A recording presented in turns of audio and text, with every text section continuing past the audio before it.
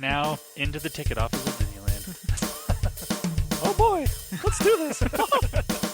Don't think the CIA is going to be trying to hack your second-gen iPod. I didn't think so. There might have been a lot of illegal music on there. I wouldn't doubt it. But, I mean... You were supposed to bring death to the flagships, not join them. That's a pill with 2 screens and it's open and you gotta swallow it. iTunes is a constant source of embarrassment. Behind-the-scenes camera crap. Here, tell us about courage, Phil. Tell us about courage. I am Nadella. Well, I can't do it anymore without laughing. I was going to do the whole thing.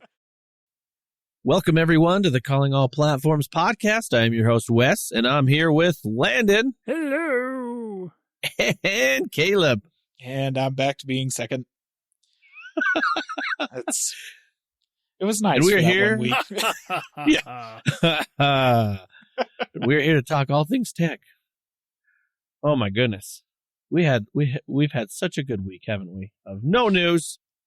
Yeah, no, not a ton. It's been refreshing. No giant product launches or announcements. It's been nice. You know, I was sitting there thinking today, so I had to work today, and I was like, I should do something special for the podcast. I was sitting there thinking over and over, and I was like, what could I do? I was like, I should do something with Halloween, and I tried to come up with some script and everything, but I'm a terrible writer. And so I was going to do this whole thing of like, welcome to the podcast. And then all of a sudden, like, I realized my accents are terrible, so I couldn't do like a Dracula accent, and it would turn into some weird thing. And I was like, I better not do this, because then somehow it's going to wind up on clips, and it's just going to be bad. So... Yeah, that was probably a good idea, because if you give me recorded audio of any of that, it's just not going to end well for you. I mean, but I do have a preview of something that I'm actually really excited for, and I'm hoping this works out. So at my work, back in, I think it was the 1990, at my work, they did a time capsule, which they just recovered from the ground. And one of those things was a electronics magazine. Nice. Of like prices. And I was like, oh my gosh, I hope they will let me at least take pictures of it. Like, go over there. Because I saw, like, I was looking through, like, they actually put like cheese, the stuff they were making in it, like wrapped and all sorts of things in the night, you know, what was going on. And I saw that they had, I can't remember the electronics store though. There was an electronics store, and I can't remember what it was. But Radio Shack, Wes. We all loved it. Or Circuit City. Ooh, It wasn't anything big. It was one I haven't heard of. Oh, really? So yeah. Anyway, so I saw that and I was like, oh, I wonder oh my gosh, I hope they'll let me like at least take pictures. Because I was like, that would be great to get those prices for like Black Friday. Heck yeah! I try to do those Black Friday episodes. That is your thing for Black Friday. It is. Yeah. So, but anyway, I saw that and I was like, oh, like I said, they had pictures, they had all sorts of stuff, but that was the one thing I saw, and I'm like looking around, I'm like, is this allowed for anyone to take? Like, I'm just wondering, like, who needs this? I do. Like, this would be cool, but we'll see if we can. So, honestly, though, all I can think about with that is how good, if they put some cheddar down there, how potentially delicious that extra. I'll tell you what, I'll take a picture of it and I'll send it to you, and you can see what it looks like. Oh no, you cut the mold off and then you eat the inside. It's fine. That's what cheese is. I'm just really interested, like, what I've had some pretty heavily aged cheese. You know, I went to France, I went to Roquefort in France, and I had, I'm not sure what kind of cheese it was, but it had been in a cave for like 12 years or something like that. And that crap was like getting kicked in the face. Just eating it. It was so funny. Sharp. But I mean, it was really good. There was a ton of flavor to it, but just the initial, like, you took a bite and just let it sit on your tongue for a second. It was like getting punched. It was so sharp. So I don't even know, 30. That's 32 Wait, you years. said 1990? Oh, geez. I think it was in the 1990. It was something like that. They did a time capsule. 30-year-old aged cheese. Wow. Yes. Well, they did that. They had a bunch of other things like newspaper, you know, what was, you know, all of the stuff. And I saw that, and it was an electronics, looks like a Black Friday ad. Yeah. And I was just like, oh, that's cool. That's fun. I was like, oh my gosh, when we're done with this, can I at least take pictures? Give it to me. Yes. Like, By the way, if listener, you if could- you are at all confused, Wes works at a cheese place. This is Oh, why yeah. we're talking cheese. Yeah, why does a company put cheese in the ground for 30 years? Yeah, we didn't really explain that. Sorry about that. Yeah, I work at a Yes. cheese place. The A dairy product is manufacturing cheese. company. I guess I could say. Anyway, so it's exciting. I got excited, but I saw that and it was cool. And then I was trying to do something special because as we're recording, it's the 30th and tomorrow's Halloween. So I was trying to come up with an idea, be like kind of fun. I was like, man, for some reason I cannot pull off a Dracula. Like at the beginning it's cool, but then when I start talking, I just become like some weird Neanderthal. So I just figured I'd stop. I mean, listener, if you want to get a good idea of how Wes's accents go back to many years ago in our podcast feed. I mean, you can listen to the intro and get an idea. But Wes tried to do a Mickey Mouse impression years ago. And It's not really an accent. That's just a change of pitch. Thank you very much. Similar idea. It's honestly not a bad Mickey Mouse. I think the problem was that you just started laughing like way too fast. It's true. Well, yeah, I sounded ridiculous. Yes, because friggin' Mickey A. Mouse sounds ridiculous. Yeah, let's be real. Anywho, we're here to talk about tech, guys. I mean, come on. Way to derail us there, Caleb. Hey, I'm just messing. Hey, not my you know what? fault. Let's get into it. Hey, Landon, since you missed last week, gosh, could you quit doing that? No. Well, Over probably. here, Caleb and I have perfect attendance. yeah, totally. Okay, let's I'm think just about messing. this. We've been podcasting now don't for know. 6 years. I've missed twice. This is true. This is true. But I still have to give you crap for it. So. That's fine. Anyway, Landon, why don't you go ahead and tell us what you want to talk about? All right. So I don't have any Google news because they didn't really do anything in the past week, which is fine. But actually, most of my news happened 2 weeks ago, actually. Not even, it would have been on last week's episode had I, been available for that. But it's also news that is not, it's fine if it waits.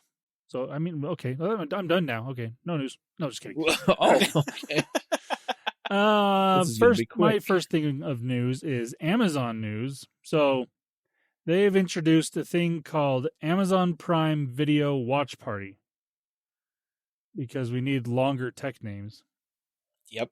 Anyways, Oh, this terrible. is similar to like what Apple has done with being able to like share play is what Apple calls it.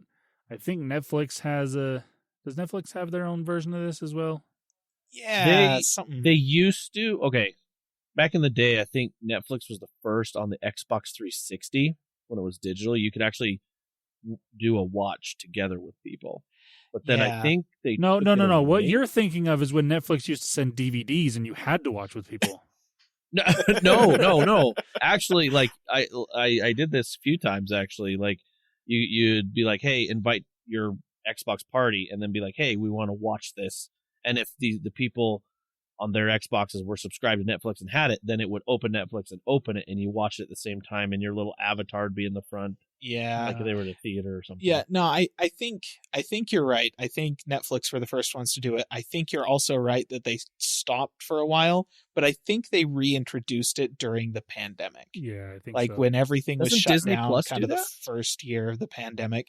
I don't think Disney Plus does. I don't know if it. Disney Plus does, but I know you can do stuff with like Apple's SharePlay works with Disney Plus, works with Netflix, Yes. I could have swore like when you go to, I thought I saw it actually recently when you go and it brings up, say like you're gonna watch Mulan, it brings it up and then you can hit play or whatever. But I think there's that icon that shows multiple people. I thought it says, but maybe that icon's different. I could have swore I was like, oh, I can watch this with people. Maybe Yeah, I'm you mistaken. might be right. You might be right. I could have swore I saw that. If so, Yes, it's they a fairly have- recent edition, but it's called Group Watch. I'm looking at it right now. There Oh. you go. hey, look at that. See, I'm Yeah. not fully. See, I'm not that bad. Well, you're all right sometimes. Anyways, that wasn't great. So That wasn't great. anyways, going back to what Amazon did. So they made their own version of this. Like I said, it's called Watch Party. It's on Amazon Prime Video. So some of the stipulations here is obviously you must have Amazon Prime because Right. you can have this. I thought was interesting. You can have up to 100 people watching at the same time. Now I don't know what numbers are on other services. I know they're decent, but I don't know if they're this many or not. But maybe yeah, that's a lot of Jeez. people to watch at the same time. It is. You do have to be in the same country as the person, as like the host people. So, and also the article I read said a VPN does not work. You can't utilize a VPN to make it think you're somewhere else. No. Somehow. I don't know how that, well, they probably just know that you're using a VPN and be like, and an error message pops up is what they said. They just, they probably just disallow all VPNs. Yeah. Dang it. This does work with all Prime, everything that's on Prime Video. That includes all the originals and whatever, Also, anything you can buy or rent from Amazon, which is kind of nice. That adds even more stuff that you can watch. Pretty much almost anything. But if you're doing that, if you're going to buy or rent, all people that are going to be watching this with you have to either buy or rent the same show. Right. So you can't just have one person buy it or rent it and then everyone watch it. Everyone has to pay for the movie or TV show that you want to watch together. Yeah. Which makes sense. It would have been nice had they not done that, but I get why they did it. You can do this on all Fire TV devices, Android phones and tablets, iPhones, iPads, Fire tablets, obviously, and desktop web browsers, except for Safari. You cannot do this on Safari. What? Why? I don't Jerks. know, but that's just the thing. But yeah, and that is just another added benefit, I guess, to Amazon Prime that's there. So if you have Amazon Prime and you use Prime Video on a regular basis and also know other people that do the same, you can now watch shows together. So there you go. Fair enough. All right, now on to some cooler news that Caleb really cares about. And this is something, listener, that we actually did discuss last week. So here's a little behind the scenes for you. I did get on Discord with them before they started recording, but I was just on my phone with my AirPods. The audio was not great, and I was on the East Coast, so I wasn't going to stay up any later to record with them. But I talked about this with them, and Caleb wants this device. It is Motorola has shown off a concept phone that is a rollable phone, but it's different than what LG was making that rolls sideways. This one rolls up, so the phone grows taller, which is actually the better way to do this, in my opinion. Yeah. And it looked really, like, they have a couple of videos of this thing, and it looks so good. Yep. Gotta say, just get it small enough that you can roll it into a tube of chapstick. Yep. I'm telling you. Still think that's a ways out, but I'll take this one for sure. And the benefit to this, yes, this is a concept device, but Motorola is still a thing. They still make phones. That's true. They do still exist. LG doesn't make phones anymore. They do other things. They stopped their phone stuff. Motorola still makes phones. So the fact that they're working on this gives me hope that it might actually happen someday. Yeah. Oh, that'd be lovely. Because honestly, this thing it's pretty sweet. Yeah. I look at them just like, oh, this is so close. Like, look, I just there's an anime called Ruby, which is spelled RWBY, which is obviously how you spell Ruby. Don't ask questions. Anyways, in this show, they have like little smartphone type devices that they call, I think slates. I think they call them slates. But basically what they are is just these little tiny things that you pull on them, like a scroll, and it opens up into a screen. And that's exactly what I want. Yes. Like, that's the phone I want. And right now, Motorola seem to be the closest to giving me that. So, Motorola, you have my attention. Yes. And like, So obviously this phone doesn't, like Caleb wants, roll all the way down, because there are still components inside that don't roll or expand or things like that. They are kind of, solid, including the battery. It kind of has to be, or else it will blow up. Even worse than a Note 7 did, and faster too. Oof. Thanks. But it is really cool, and it's interesting because like when the phone is like fully rolled into itself like it's supposed to be, it is a very short and stubby looking. Square. Like, it's like a phone of looking. like 7 years ago. Take a phone like that and even shorter, so kind of wide, short. It's a goofy looking phone, but then it extends out to match phones that are how we have them now, that are extra tall and kind of skinny.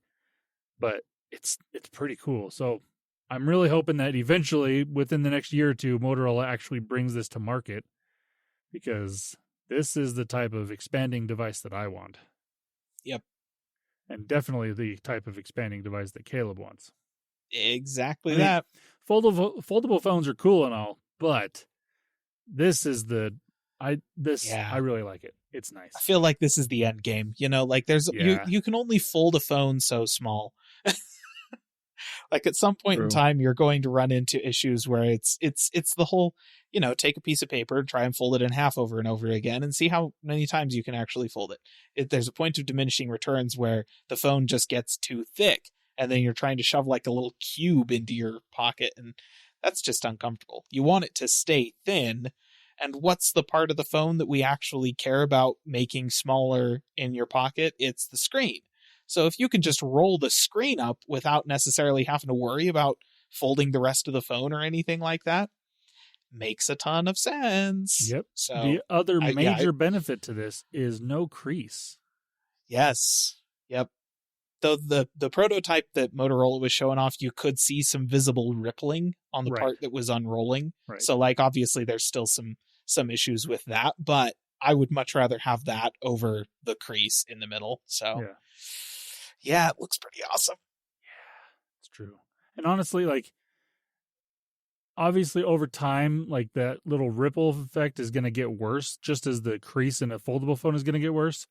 But yeah, you'd assume. The way as you're using this device, the majority of the time you're going to be using it with it extended out. And at least a lot of people will. I would be. Like, I would pull it out of my pocket and have it extending out as I'm pulling it out, basically. So when it gets to where I'm using it, it's back to full screen. And then shorten it down to put it back in my pocket so it fits better. That's kind of the purpose of these smaller devices, usually, except for the Fold is not at all. But so that's how I would be using it. So I don't know. I think it'll be okay for the most part. And obviously, the other part of that is like that ripple part is at the very bottom of the display, which is where you're not usually touching very often. Even when you're typing, most phones nowadays, the keyboard is slightly raised so it's easier to type on. So I don't think it'll be too much of an issue. Whereas like the Fold and the Flip, that crease is right in the middle of the device where you're going to be touching all the time. Right where you're scrolling a lot. So I'm excited. I really hope that Motorola keeps working on this and brings a product to market soon, because awesome. All right. That's all my general tech stuff I want to talk about. There was a couple things I wanted to mention with Apple, because now that I'm back, I am the Apple guy again, despite what Caleb said last week. Shut up.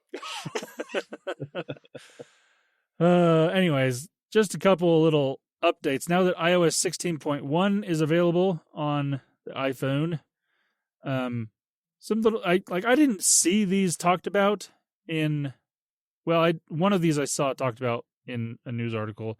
That's how I found it. But the other one I just noticed on my own. But the first one is there's been an update with faceID where you can use it if your phone is sideways. So in landscape mode, your faceID will still unlock your phone. Whereas before it didn't do that. Now, This does only work on iPhone 13 and newer. So Caleb, I'm sorry, you can't use this on your 12 mini. That's okay. That gives you another reason to update to a 13 mini. So, it's honestly, it's going to be that, or it's going to be the SE when the SE launches.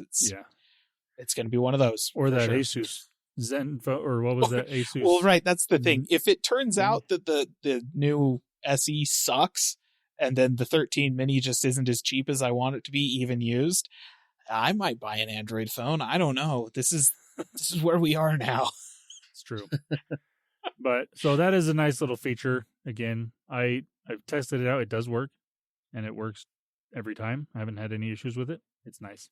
Now, I have not tried. Let's do this live, listener. Let's see if it works upside down. Ooh. No, it's not working upside down. Sorry. Can't have your phone upside down and have it still work. But it does work in landscape, so there you go. Good. The other thing that I actually just stumbled upon was, so one of my complaints with the full screen album art, if on your lock screen, that was one thing that they brought back with iOS 16 that both Caleb and I liked. But the problem I had with it is if you had that going and you had made a custom lock screen, like you probably did because that's one of the big things with iOS 16. Yep. Like I actually changed the text color on my lock screen to match my wallpaper that I put on there. And so when I would have full screen album art on there that didn't match that color, it just didn't look very good. It was not nice. Like if I'm listening to something where the album art is like green or blue or something, my text is red. At least it has been red, and it doesn't match very well.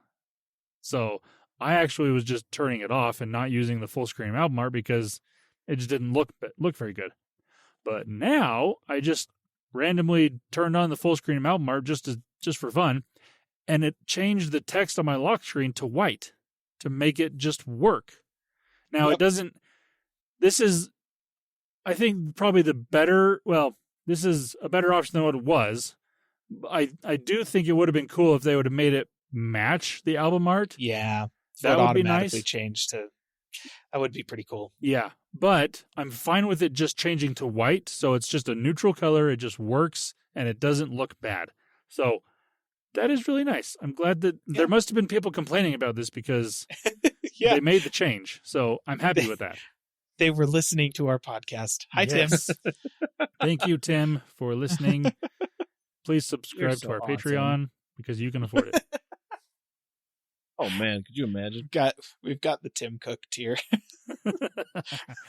We got to add that. Anyways, so I just wanted to mention those couple things that I found in iOS 16.1 that I liked. Also, they did fix the battery percentage thing. Caleb can now do it on his iPhone 12 mini, so that's beneficial. But also they made it so it's not just the icon behind the number is not full the entire time. It does slowly decrease as the battery decreases. So it's got both the number and the decreasing and the visualization of the battery changing. Yeah, it's honestly, oh man, all of the complaints that we had for that when they introduced it in the beta, they've fully resolved them. Yep. I am 100% happy with the battery thing, even though I haven't updated to iOS 16.1 yet. Oh, slacker. Well, there's security issues there. Come on, man. I mean, there's other issues.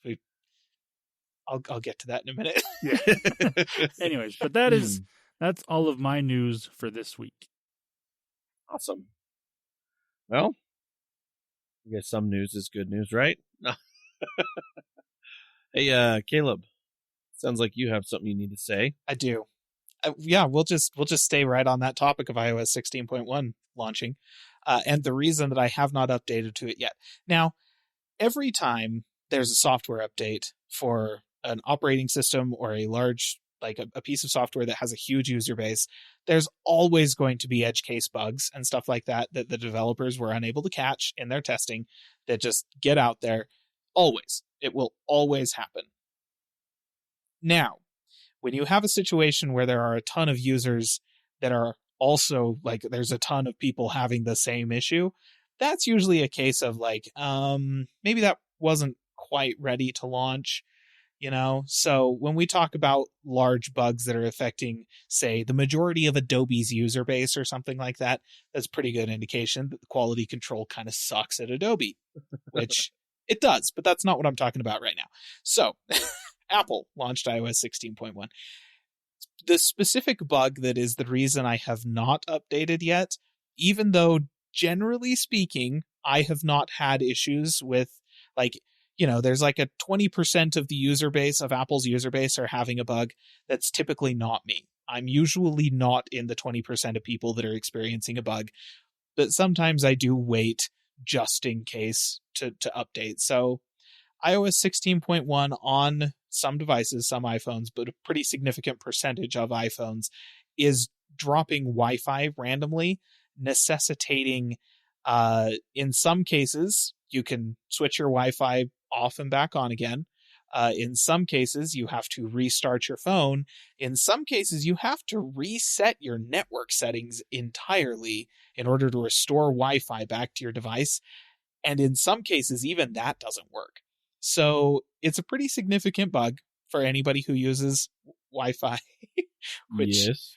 I feel pretty safe in saying is the majority of people. So, there are some people that are saying it's not affecting them too much because they have unlimited data plans or whatever, and their data is pretty reliable, or at least as close to as reliable as Wi-Fi. So, listener, it may not be affecting you as a user of an iPhone, but it is a pretty significant bug out there. And so I'm apparently, iOS 16.1.1 is a hotfix Apple is working on that is specifically going to address the Wi-Fi connectivity issue. So that's coming. Hopefully we'll be launching here in the next week or so. So, keep an eye out for those updates, especially if you've been having random Wi-Fi dropouts on your iPhone ever since you updated iOS 16.1. Just know that you're not alone. It's a problem. Hopefully the fix is coming quickly. Now, I will say the battery percentage thing is definitely it kind of hurts that I haven't updated because of that. And it's almost worth taking the plunge just to have that, whether or not the Wi-Fi is going to cause issues. But, it's just worth being aware. There are bugs with pretty much every software update out there. This one's a little more significant, and you may want to hold off until they get that hotfix released. Now, we talked on last week's podcast about how iPadOS 16 and macOS Ventura were both launching this past week. So they did launch. So far as I'm aware, there are not any big showstopper game-changing bugs that have been introduced with those releases. So that's good. All of the features that we talked about, earlier, they're there. Not a ton of new features in these releases, which you would hope would mean, oh yeah, they're doing a lot of bug fixes behind the scenes and shoring up the foundations and stuff like that of the operating systems. Turns out, no. Apparently they've just been working on Stage Manager this whole time. And from the reviews I have read, they didn't quite make it. Yeah. So it does work. Work on iPadOS. It's not on Ventura yet, and I think that's what most people. Not that, honestly, I think Stage Manager on a desktop. Well, that one actually kind of makes more sense because you have a bigger screen usually. On iPadOS, I mean, I get the concept behind it, but I don't know. So the reason that it was a big deal on iPadOS is because it was actually allowing you to use external monitors as external monitors. That's why Stage Manager is a big deal on iPadOS. That feature is not currently included in Stage Manager on iPadOS. Yeah. So right now, what you are getting is basically just the Stage Manager interface. The external desktop stuff the external monitor stuff is still coming, but that is slated for the next release of iPadOS. And it is that's the one that's only going to be supported on M1 Max iPads and newer. Yeah. Right. So if you have an A series iPad, then you're not going to be able to use the external monitor stuff, which initially they said that Stage Manager itself was only going to be supported on those iPads. There was some community backlash, and they kind of reversed direction on that, and now Stage Manager is supported on a much wider range of iPads than initially slated. However, I guess it was the external display thing that was the reason that they were going to target the M series iPads, because that's just not here yet, and it's only going to be supported on those iPads. So that's worth noting. And again, I feel like Ventura, having Stage Manager on the desktop is a solution to problems that already had solutions, but it is a different solution. And so depending on your personal preference, you may like it better than other options, but I do not see myself ever using it, just ever. Especially since it's actually kind of looking like I might be getting my hands on like a 32-inch curved screen for my Mac, and it's with that much desktop real estate, I can't. I'm sorry. I will have like 2 desktops. I'll switch back and forth between the 2 with my mouse using shortcuts, and I will have no reason to use Stage Manager ever. Like I don't have a reason to use Stage Manager right now. So yeah, me either. But yeah, like, so that's a thing, right? We got the features of Stage Manager on iPadOS were already unfinished when it launched, just because the external display support wasn't there. Now, in addition to that, apparently the implementation of Stage Manager currently is just full of bugs. Like it is buggy and not super reliable for pretty much anybody who's been using it. So, yep, that's a feature that was not quite finished, not quite fully baked on release. And considering that was basically the only update for iPadOS 16 and macOS Ventura, I'm just not upgrading my systems yet. Yeah, I mean, I always am hesitant to upgrade my macOS in general anyways, because you've got specialty software. I've got specialty Yeah. software that if it goes down, I'm screwed. Now, I'm not too as worried about this one. It was the one when they switched to M1 processors. That one was where I actually had to, upgrade certain software, buy new software, different things like that. So I don't think this one's going to be as problematic as that one was, but I still haven't done it yet because I haven't looked into to make sure that my software will work. Yep. And the only feature honestly, that I really care to use anyways is the continuity camera. I really want to test that out. And from what I understand, pretty cool. That does work pretty well. Yeah. No, word on the street is that actually is pretty well supported. And honestly, the cool thing about that is the whole desktop view thing, which is just like freaking black magic as far as I can tell. I mean, that's not a feature that I will probably use when I use it, but I mean, and I'm also not going to buy a thing to put my phone on my monitor because I don't have a laptop, and that's what they're usually made for. Right. And I have a tripod here with a phone mount that I could put my phone on, and it'd work even better. And I can put it where I want. I'll tell you what, I'll 3D print you one. Like, yeah, there you go. Yeah. There's like so many other solutions than buying one. Yeah. But yeah, I think it's really cool. I will say, honestly, I might use the desktop view just to show it off. Like I'll FaceTime people and have it sitting on there and just be like, oh, hey, check this out. And then just do it because it's so cool. Anyways.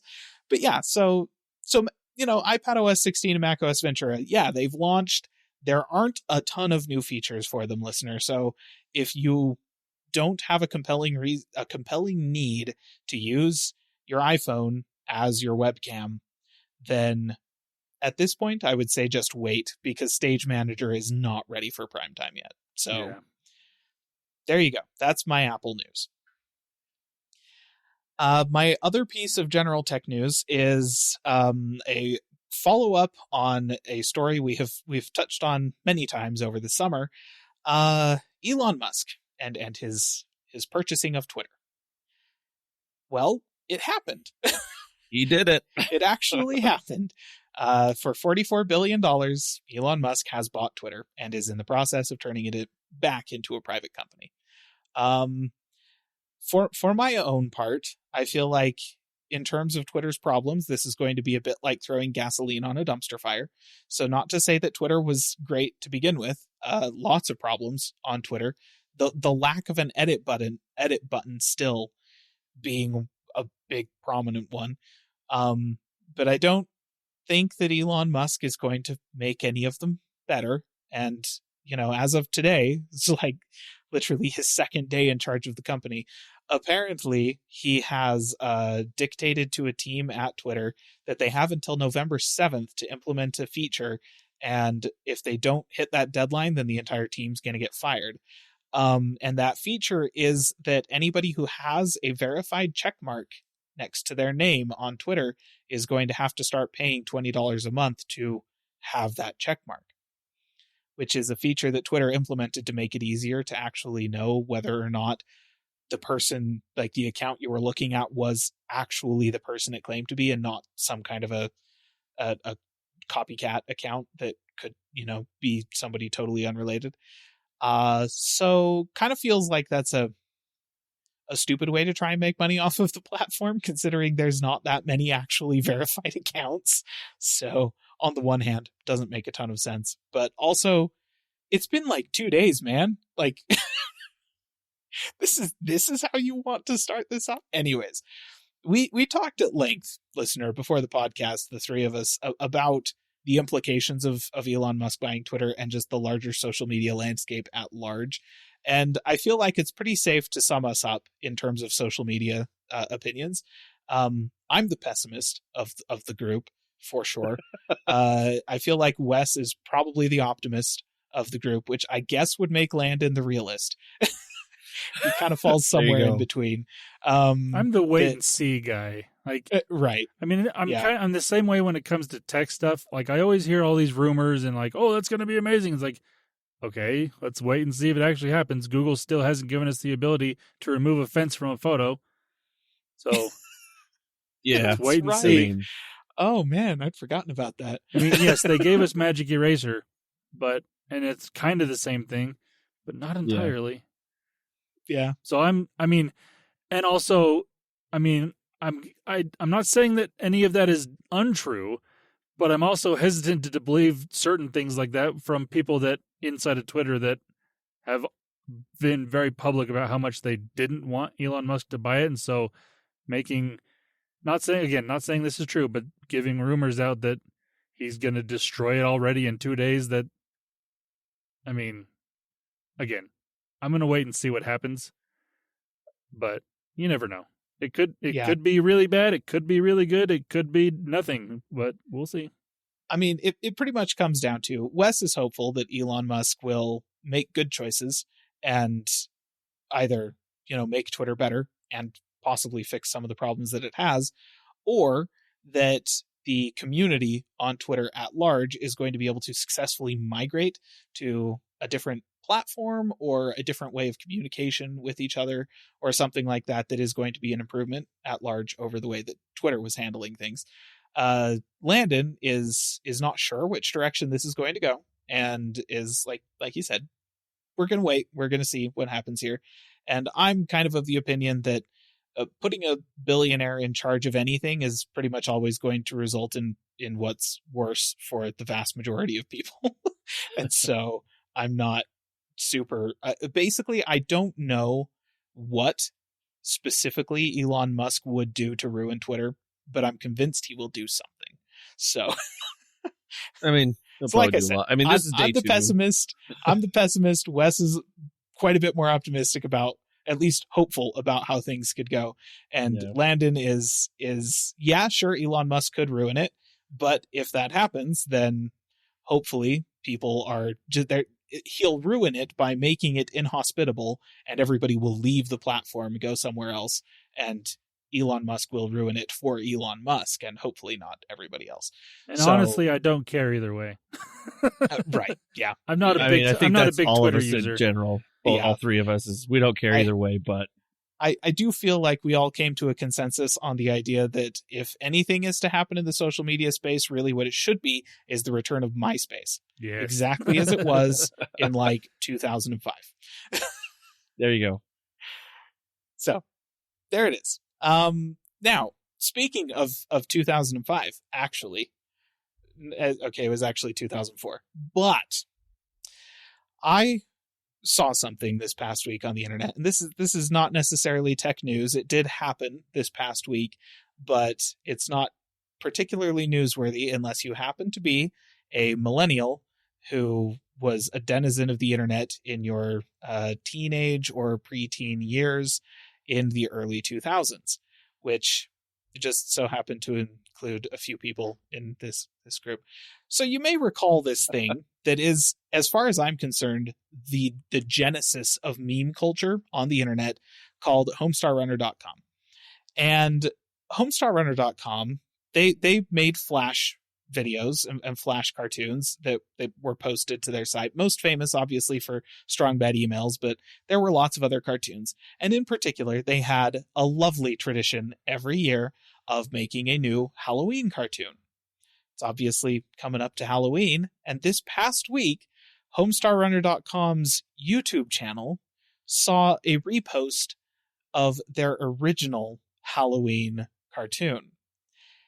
It's been quote-unquote remastered via some DLC.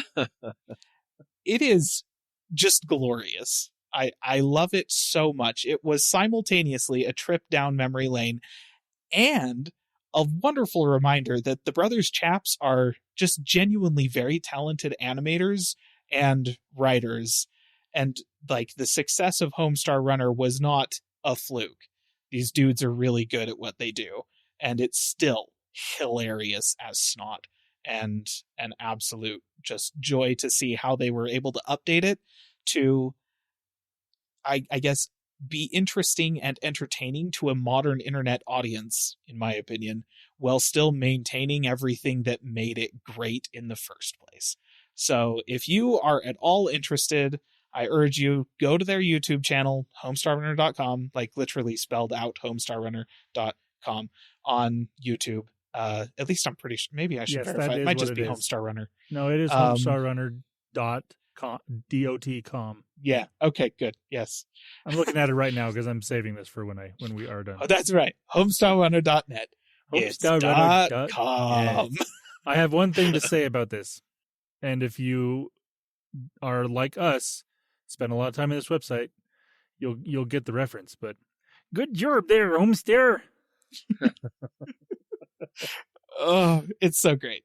And honestly, if you haven't been subscribed to their YouTube channel, you absolutely should. There's a ton of great reposted content from the website on there now that Flash is dead and obviously the website doesn't work anymore. Yeah. But in addition to that, they do actually post new content periodically, mostly around like the April Fool's time frame, because it's all like, oh, hey, we're going to resurrect the website. No, we're not. But also Halloween. They have actually not necessarily been doing new Halloween cartoons most of the time, but they do usually do a costume roundup of all of the photos that were emailed in of people dressed up as characters from homestarrunner.com and with, commentary from the characters and stuff like that. Like they've been doing that for over a decade at this point, and they're still posting new ones every year onto their website. Or onto YouTube. So yes, you should absolutely go follow their YouTube channel. Even honestly, if you're too young to remember homestarrunner.com in its prime, I would recommend it to anybody interested in the growth of internet culture, because so many of the memes and so many of the in-jokes and the weird little quirks of the internet that we have now directly trace back to homestarrunner.com. Yep. So many of them. So yeah, check it out. It's awesome. And honestly, that their refresh of this cartoon was just genius, and I'm super happy that it happened. And that's all of my tech news for this week. Awesome. That is awesome. That's happy. I actually just went and subscribed to him. Heck yes. It's so good. I did. Never regret that. I mean, I've been subscribed to them for a while. Once I found out they had a YouTube channel, but I hadn't seen this Halloween video yet. So I'm going to be watching it again because it's fantastic. Yep. All right. Well, hey guys, guess what? Microsoft made a lot of money, and they're talking about it in the news. Yeah. in the news cycles. And Good job. yep, lots of money. And I guess the big highlighted one, obviously, for the reasons of because they're purchasing a company for $69 billion. The Xbox stuff, the big stuff that they even go further, Game Pass. So Phil Spencer went on to oh gosh, hold on, It's called the internet. It was not the internet. I'm trying to think. I can't remember if it was. He had an interview. I can't remember who it was with. I apologize. I was looking it up. But anyway, so he talked about Game Pass. He talked about the growth and the things that they were pushing for, and a couple things that were interesting. And he also talked about price increases. So, listener, I would like to think that in the age of subscriptions, in the age of everybody increasing their prices, you would have expected Microsoft to do the same. Guess what? It's inevitable. It's going to happen. There's going to be a price increase probably. I'm not sure if it's going to be on the console. Most likely it'll probably be Game Pass. Hey, guess what? YouTube, they increased their prices. Netflix increased their prices. Disney Plus is increasing their prices. Every other subscription service is increasing their prices. So, I guess what I'm trying to say is don't really feed into this negative narrative of, oh no, Microsoft is increasing their prices because everyone else. I mean, Yeah. Hey, No, like literally it's everybody gonna happen. is. it isn't literally everyone else. Stadia decreased their prices 100%. That's true. Yeah, but that's true. Microsoft's fault, right? So come on. I mean, literally, they're saying that's because of Microsoft. Oh, jeez. Okay, Speaking of HomestarRender.com, Stadia is now cheap as free.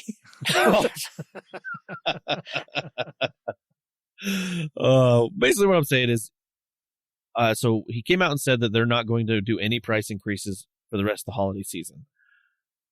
I would assume next year, I believe that would be what their quarter 3. Maybe even after E3, I would expect it to increase. My theory would be Game Pass might go up $2, $1 to $2. Yeah. I would not expect them to raise the price of the console. I think they like having the console price where it's at. But I think they would increase Game Pass. So they kind of operate in the Amazon way with the hardware. Yeah. That, they're selling it basically at cost or close to. It's pretty low margins on the hardware because they're planning on you paying subscriptions once you have the hardware. So, yep. Yeah, I think you're probably right there. It'll be services that increase in price, which is going to, here's the interesting question. Is that going to make it harder to buy them using nothing but rewards points? They seem to have always been able to adjust to that. Yeah, it'll be more points and because I'm already pretty close to with just what I'm doing here it's almost where I can't quite get enough points in a month to get a month of Game Pass. I'm still making it, but I'm close. I know I'm not doing as much as you are, Wes, that's for sure, but I want to say, I'm trying to think this last time, because I remember when I was doing it and I was getting gold, I want to say gold was a little cheaper just because I'm paying for Game Pass Ultimate. Right. In the rewards program. So, yeah. I don't know. I couldn't. Yeah, I just remember that when they increased the PC Games Pass from $5 a month to $10 a month, it went from being about 6,800 points to being 71 or 72 it or was something like that.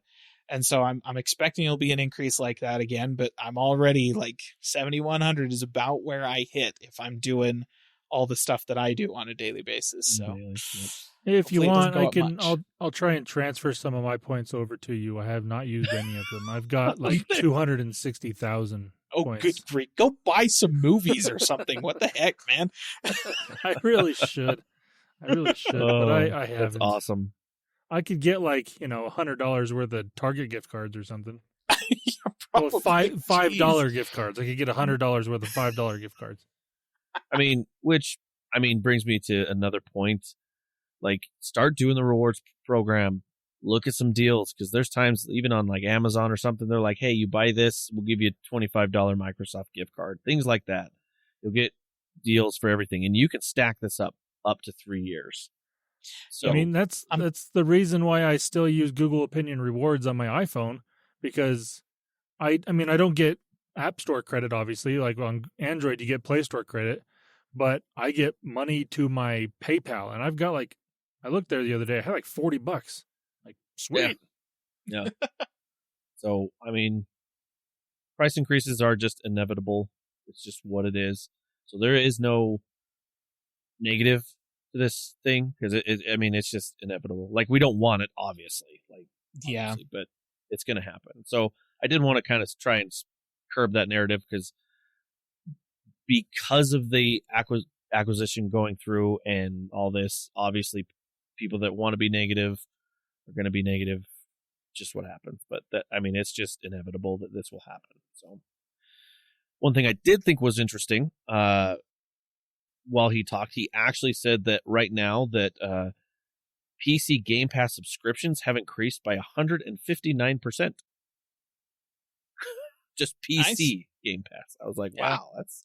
They've been pushing PC Game Pass a lot harder over the past year than they were before, for sure. Oh, true. So, yeah, I buy that. I'd be willing to bet at least 10 of those people were people that came from Stadia. Probably. Oh, Jesus. I got a game on my PC somehow. How do I do it now? Oh, what's this Microsoft thing? I've heard of it. Well, before. I mean, pay $15. Or no, what is PC Game Pass? Is it 10? I think it's 10 currently. Pay $10 a month and you get all the games you've already bought on Stadia, technically, or go ahead and rebuy all your games. So probably not a bad deal. Yeah. No, Google's giving them their money back from buying those games anyway, so you know. That's true. If they bought it from Google. Well, that's true. Yes, that's right. I mean, most but of if them they got probably a code would or have. if they got other things, I don't think. Yeah. No, yeah. If you redeemed a code that you bought somewhere else, then no, they're not going to give you that back. But right. So, if you want to know a little bit more on that, I mean, he gave a lot more details on their earnings, what they're trying to do, and they talked about the cloud gaming. He also kind of, I don't know if you want to say shaded over to, or sent some shade to Mark Zuckerberg or Meta. It was kind of funny. He's like, because they asked him about Meta and what he thinks, and he's like, it looks like a terrible video game. Yeah, so I don't know if he was, I don't know. That's what he said. He's like, it's not there yet. It looks like a terrible video game. Yep. So I don't know. Right. I mean, you can take a look at it. It's got a lot of good information. Obviously, Phil is a very good speaker and very good salesman. So, all right, let's go ahead and move on. Let's talk some Age of Empires, shall we? Heck yes. So Age of Empires, they're doing a how many years they've been out? What are we up to now? 20. Oh, geez, let me look. I had it right here, but anyway, so they're doing an event because to celebrate how long Age of Empires has been, and 20 years. It's like 20, I think. Oh, I'm so old. Nope, 25th. Celebrating 25? the 25th anniversary of Age of Empires franchise. Ow. And to do that, something that I didn't think was going to happen, but it's going to happen. They are going to put Age of Empires 2 Definitive Edition and Age of Empires 4 on the Xbox consoles. Okay, so I want it to be clear, listener. This is not the first time this has happened. The original Age of Empires was available on the Nintendo 64. And I would just like it also to be clear, listener, that was by far the dumbest decision that Microsoft Game Studios had made to that point. I don't even know what other decisions they had made prior to that, or since even, honestly. But that I did actually see. Like, it was very much a case of I was at somebody's house, like a cousin of mine, and they had the N64. We played a little bit of Mario Kart or whatever, and I sucked at it because honestly, I'm terrible with controllers. Just never really practiced or played with them at all. And so he's all like, "Well, like, what other games do you like? I've got like tons of games. Like, what else do you like? What would you like to play? Let's play something that you're better at. Like, what games do you play? And I'm sitting here, PC guy. I'm like, I play Age of Empires. And he's like, I've got that. And I'm like, oh, expecting him to lead me over to his computer. And he pulls out a cartridge and sticks it in his N64. And I'm like, what? And he starts playing. It was awful. That was the worst way to play that game ever. And I was all like, wow, this is kind of hard. And then he's all like, yeah, there's another one that's like that. And pulls out a cartridge of StarCraft. And I just... So anyways, this is not the first time that this has been done. And I'm going to guess, just sight unseen, that this will be as bad of an idea as it was then. So, as Caleb has announced, he's more the pessimist of the group. I mean, I suppose you can plug a mouse and keyboard into your computer now, like into your Xbox. So that's a thing, and just do that, I guess. Is the so there's takeaway. that. I'm going to be a little more optimistic about it, just because I did play Halo Wars 2 on my Xbox, and if I'm not mistaken, you and I played that together once. We Halo did. Wars 2. We did. So And the controls on Halo Wars 2 for the console, it's okay. Yes. Like, that's the best I can give it. It was okay. Now, with the games like this, I am so, I'm going to call it, I'm old school. I have to have a mouse and keyboard for that. Like, that is, like, if I really want to do that. But I am going to download these because it's going to be free, and I'm going to try it out and see, be like, okay, is it okay? I mean, okay. Yeah. I think it's going to be okay. It's not going to be the prime thing to do. But you're definitely not going to be competitive with PC players. We'll just put it that way. I will say that, yes, I have played Halo Wars and the sequel. We played Halo Wars 2 together. Yep. And in my review of Halo Wars 2, on our YouTube channel, you can go check it out, listener.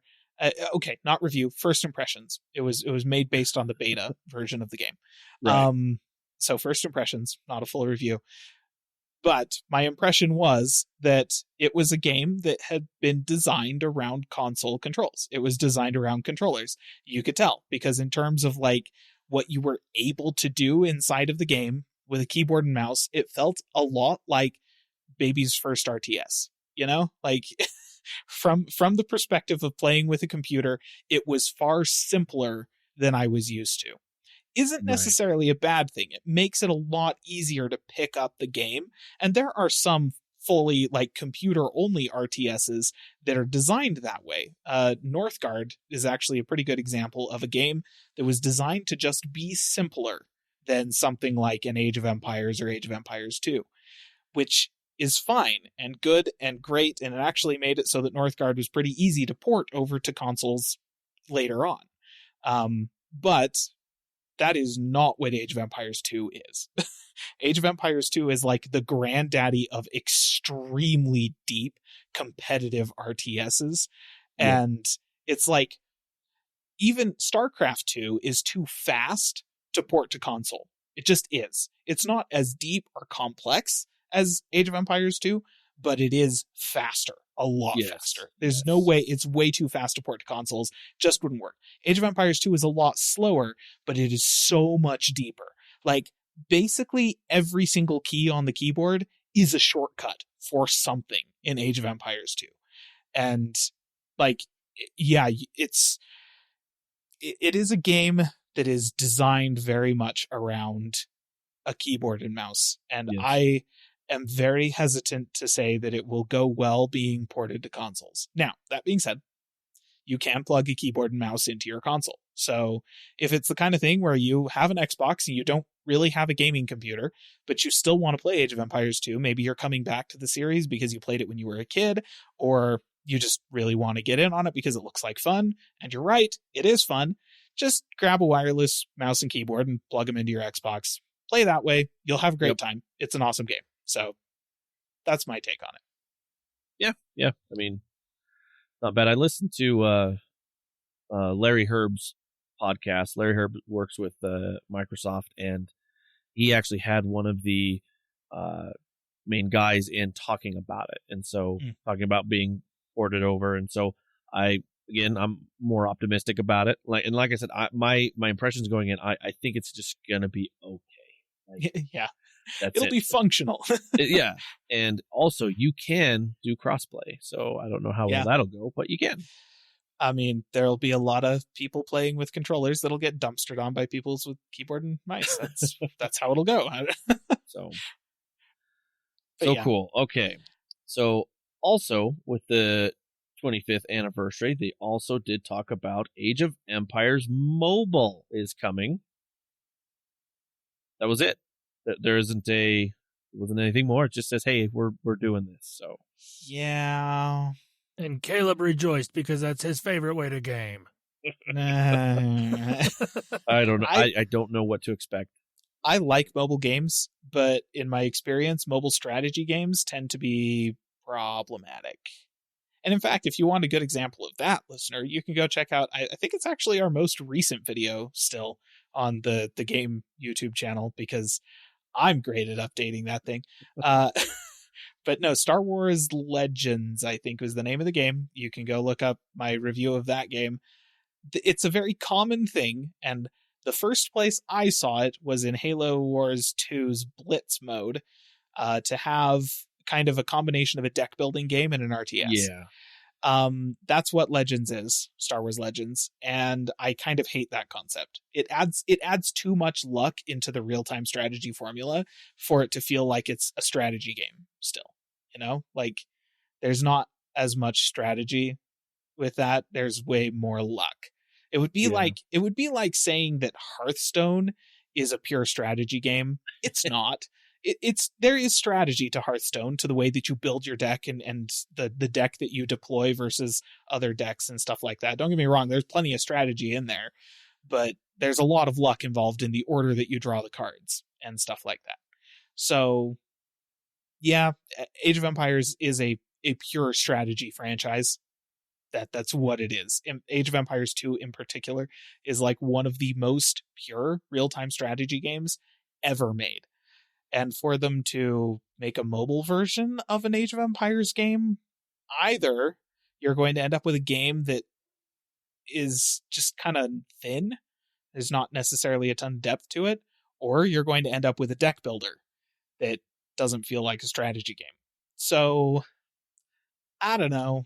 I mean, I won't pass judgment yet, and when it releases, I'm gonna download it and play it. Like, yeah, we'll definitely give it a try. I will too. Just like I've downloaded and played every other Age of Empires game, hoping for something to hit me the same way that Age of Empires 2 did back in the day. But you know, they haven't really recaptured that other than remastering Age of Empires 2, which was a good call. I do enjoy that.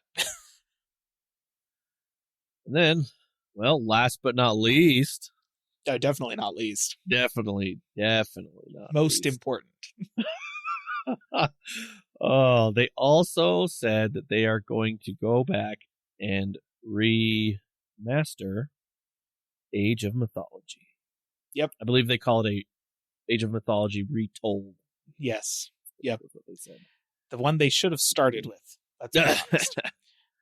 5 years ago, when they were doing their 20th anniversary, and they're all like, oh yes, Age of Empires is 20 years old, but we're going to celebrate the best entry in the franchise, and so here's a remaster of Age of Mythology. That's what should have happened there. Yep. No, I think my favorite take on this particular piece of news was a comment that I saw that was all like, oh, saving the best for last, eh? I can understand that. Yep. Because they have at this point now remastered everything else. They even remastered Age of Empires 3, which is the one that nobody played. It was okay. We'll just leave it at that. It was okay. Yep. But yeah, so Age of Mythology is happening, and I've got to say, like, as long as this remaster just faithfully redoes the campaign for Age of Mythology, I'm happy. Like, even if they don't do like they've done with Age of Empires 2 and like add new civilizations to it via expanded DLCs and other expansions and stuff like that, I would love to see expansions to Age of Mythology. I would love to see a sequel, let's be honest. Right. Which you may have heard me say on the podcast before, listener, but it's just give me that campaign and I'm happy. Like that's what I want, especially since my computer no longer has an optical drive, so I can't actually install and play my discs. Oh, yeah. I still have them. They're sitting on a shelf right there, but I can't play them because I can't put them in my computer, which is real dumb, real dumb. But no, I am the most stoked it is possible to be for this to actually be a thing, because ever since they started remastering these things, I'm just like, but where's Age of Mythology, you turds? And it's happening. I'm so excited. It's happening. I'm excited too, because we're definitely going to play that one together. Oh heck yeah. Yeah, that's gonna be like all I play for a good long while. Like, listener, you've got to understand, I'm not like, my top 3 video games of all time. It's hard to say for sure exactly the order, but number 1 probably Descent. Like, it's definitely there. Age of Mythology is probably number 2. Yeah, like Diablo 2 might. I don't know. Maybe Diablo 2 is number 2 and Age of Mythology is number 3. Witcher 3 is probably in my top 5. I don't know exactly, but it's definitely, I feel like top 3 Age of Mythology. So I'm so excited. Did you see that the guys with CD Projekt Red announced that they're remaking Witcher? Wait, they're remaking which one? The first one in The Unreal first one? Engine. Oh, They're going. that's Yeah, cool. they're remaking it. Now, see, that it kind of sucks because I own that one, and they're probably not just going to gift me the new one. Probably not. Dang it. Little side note there for you. All right. So that's the Age of Empires there. You can take a look at YouTube and check that out if you want to see more gameplay. There's going to be a free update for the Age of Empires 4 if you're into that, playing that. Hey, guess what else is also 25 years old that they're celebrating? Fallout. Oh. Yep. Wow. So Bethesda, in celebrating, they're doing all sorts of stuff. So last week, we actually talked about one of the things that they're doing is giving a next-gen update to Fallout 4 and giving new DLC and stuff. That's part of it. They're wanting to update it for the next gen and do more for the creators things there. Yeah. They're in Fallout 76. They're giving away free prizes every day for a couple weeks now that you just log in. You get all sorts of cool stuff. Some of it is actually from other Fallout games that you might recognize, things like that to celebrate. And their Autumn shop, I believe, if you want to buy Autumns, which is the currency to buy stuff at their shop, is discounted. They're releasing a bunch of videos on their YouTube channel, on Bethesda's YouTube channel, which actually has the original creators talking about their inspirations, why they did this, what's cool, what's going on. And it was actually pretty fun little snippets of going through and actually watching them. They're not very long, the little videos, but it's fun to watch, to be like, oh, this is what we did, this is what we were thinking. I didn't realize this, but they were working at Interplay at the time. Yep. And I didn't know that, and so it was kind of cool to listen to that. So like I said, they had everybody on there talking about it and talking about all the Fallouts and everything that they did. And so it was just it's pretty fun, and they're still releasing little videos here and there about it. So yeah. Oh man, the original Fallout is a very, very interesting game to play. Like, very much product of its time, but for everything that like Baldur's Gate was for D&D based RPGs on computers, Fallout was kind of the first time that anybody had gone, okay, but what if we did a computer based RPG that wasn't D&D? And I think it's GURPS. I think it uses the GURPS system to power the original Fallout. Oh, nice. I can't remember for sure, but I think that was it. Sure. So, anyways, the original Fallout's fun, and holy cow, 25 years old. I guess that makes sense. It's an old game. It's true. So, yeah, go ahead and take a look at that if you want to see any other stuff. Like I said, it's pretty cool. They're just celebrating away, so some good stuff. So if you're into these franchises, more is to come. So sweet. All right, and I think that's actually all the rest of my gaming news that I wanted to talk about this week. So, well, I think we've reached to the end of the episode, unless Landon decided to look something up and have one more thing. No. I tried to think of a good Doom joke to make it sound like I had Doom news, but I'm not that guy. I'm not going to replace Caleb in that sense. No, can't take that away from Don't me. take it from me. Oh, that's funny. I mean, what would I have left? Just rants. Like, good grief. True. We could never take that away from you, No. even if we tried. All right, listener. Well, if you want to support us, you can support us on our Patreon. If you want to take a look at any videos, you can hop on our YouTube channel, Calling All Platforms there. If you want to get a hold of us, you can get a hold of us on our social media platforms, as well as our website at callingallplatforms.com. All right, listener, have a good week. Bye-bye. See ya. Calling All Platforms is a production of Supporter Sound Studios. To learn more about how you can support the podcast, go to www.patreon.com/callingallplatforms.